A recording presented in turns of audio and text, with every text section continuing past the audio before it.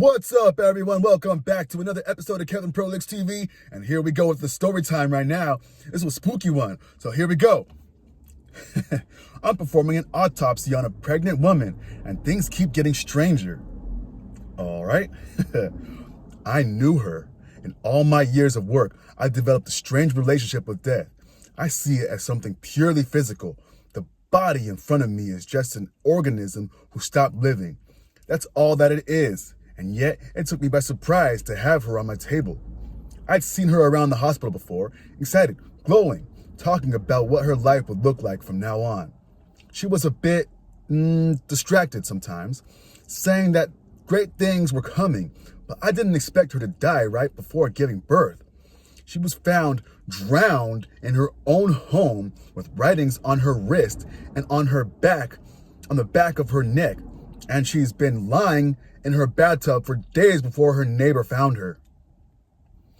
She had no husband, no relatives. They expected me to rule it as a suicide. I didn't believe that, since it made no sense. Why would she kill herself right before giving birth, right before becoming a mother, a thing she'd been so excited about? I'd been called in the middle of the night to work on her. They said her body was already in a pretty fragile state, and I needed to be precise and fast before they could wrap this tragedy up.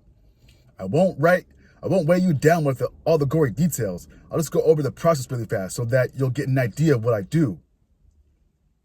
First came some of the paperwork and observations along with the external examination and photographs. I didn't notice anything besides the obvious signs of drowning and damage done by the 3 days spent in the bathtub. Although, if I'm being honest, but that might have been just me, I thought that the skin surrounding the writings, wrist and neck, was lighter than the rest and harder.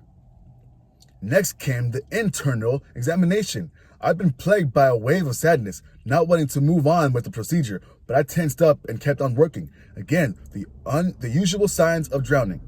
I froze with the instrument in hand. I was the only one in the morgue, or at least the only one alive. And it might have been the lack of sleep or the general eerie atmosphere that was making me feel unsure of what I was seeing. There were no signs of there was no earthly way she could have made those carvings on her ribs. Tiny carvings of the same symbols. My throat was dry, which made me feel like I was choking on air, and suddenly the collar of my scrub felt too tight. It wasn't my imagination. Her ribs were covered in these carvings.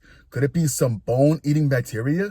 I knew it was pointless to even ask this question because I knew it wasn't. I took out my phone to take a close-up look at the ribs. I know it wasn't too professional, but I had no choice. The moment I took the picture, something clattered in the distance. I looked up to the door in the hallway. No one should be here. I took a sharp breath and carefully put my gloves back on, feeling the blood slowly drain from my face as I worked my way down to her amniotic sac.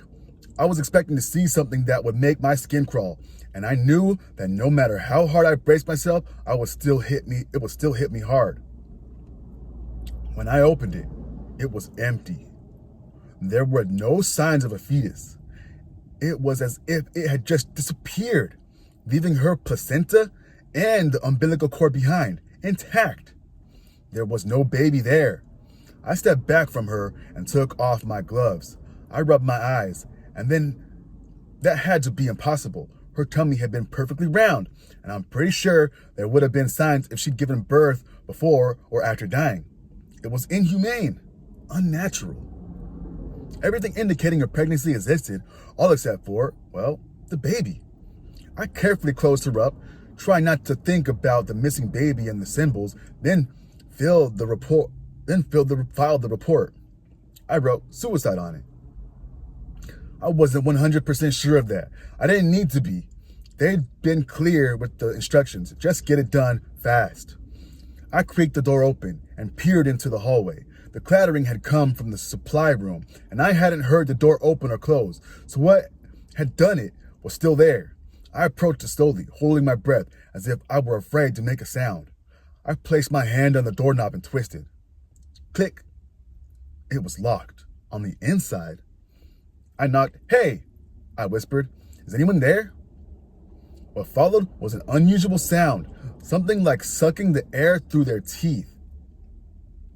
I looked back to the hallway, ending with the morgue. The door was swinging open. I couldn't remember if I closed it or not, and I didn't want to. I decided my job was finished here. I closed up and got into my car, then drove home in silence. I live alone, so me coming home at 3 a.m. would not disturb anyone. After doing my nightly routine and going to bed, I found myself twisting and turning, strange dreams pressing into me, like the ones you have when you have a fever.